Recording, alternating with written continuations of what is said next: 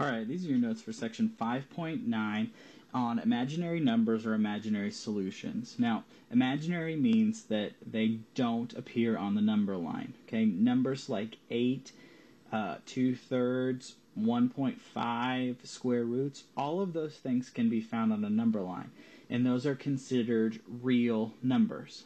Whether they're irrational or rational, they're real numbers. I could find them on a number line. Imaginary numbers you cannot find on a number line. They don't exist on a number line, okay? You can think of them. The name is imaginary. They don't exist. They're not real numbers, okay? But we can use them to solve problems, and we can have what are called imaginary solutions or non-real solutions, okay? So that's what we're going to look at in this video. We're going to start off by talking about what the square root of 64 is. Well, we want to think of a number that when we square it, we get 64. And we've done this before. There are really two answers, 8 and negative 8. I could square positive 8 and get 64. I can square negative 8 and get 64. Both of those are answers to the square root of 64. So we have two answers. But when you give me the answer, you want to give me the principal root, which is the positive one. So you would tell me, or when you put it in the calculator, you just get to see 8. Alright? Really, we understand, though, that there's two answers to that problem, and both of those answers are real numbers. We could find those on a number line. When we look at the square root of a negative 64, there's no number that we could square and get a negative 64. Okay? There are no real roots to this problem. So how would we solve it? That's our question. And what we're going to do is use imaginary numbers.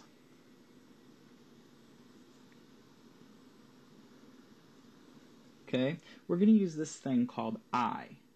And what I is it's equal to the square root of a negative 1. So anytime we have a square root of a negative 1, we can replace that with this letter I. And that stands for imaginary numbers. That means that our answer is not going to be real. So let's look at the square root of negative 64 now. If we're going to solve that, we said there's no real solution, so we're going to use imaginary numbers. We're going to come up with an imaginary solution. We'll split it up, and we'll make it the square root of 64 times the square root of negative 1. Well, the square root of 64 is really 8, and the square root of negative 1, we said that's going to be switched out with I. So we end up getting 8i. And there's the answer to that problem. Now, again, it's not a real answer. If I looked at my number line, I couldn't find it. It's not on the real number line. It's an imaginary solution. So it doesn't exist on the number line, but we get an answer to the problem. Okay? So we're going to look at three examples here. We've done problems like this before. You did them in section 5.5 and section 5.6, where we're breaking down radicals. The only difference is we have a negative under there now, and we're going to have an I in our answer. So let's look at our first example, square root of a negative 16. We're going to treat it the same way we did the square root of a negative 64. We're going to split them up, make it square root of positive 16 times the square root of negative 1. Square root of positive 16 is 4, times the square root of negative 1 is I. That's what we said that's going to equal. It's going to equal I, and we multiply them together, and we get 4i. There's the answer to our problem. Okay? Let's look at the square root of negative 28 now. Do the same thing. We're going to split it up, make it the square root of 28 times the square root of negative 1. Let's break our 28 down. 28 can be broken down into 4 and 7, and 4 is a perfect square. So 2 is going out in front, and 7 stays underneath. The square root of a negative 1 becomes I, and we're going to multiply those two together, and we want to put the I in front of the root sign. So our answer is really 2I square root 7. Okay? It's not wrong to have it at the end, but sometimes when you put the I at the end, people consider it underneath the radical sign, so we usually put it in front of the radical. Okay? Really, there's nothing that difficult about this. All we're doing is taking that negative out, getting rid of that negative, and we're switching it out for the I. Okay? We've got one more example here. Notice this one has a variable. When we have a variable under a radical sign, we talked about this in 5.5 and 5.6, we have to consider absolute value signs. And in this case, we have an even index, so we really need to consider absolute value signs. That doesn't go away. We need to continue to think about that when we solve these problems. So we're going to split this up. We're going to make it the square root of 32 y cubed times the square root of negative 1. Okay, the square root of negative 1 is going to be I, so I'm going to go ahead and change that. Now we're going to break down the 32. 32 is really 16 times 2, and the square root of 16 is 4. So we're going to have a 4 out in front and our 2 underneath. Now let's deal with this variable. We have 3 as the exponent, so 3 divided by 2 gives us 1 remainder 1. That means we have y to the first out in front and y to the first underneath, with that I at the end.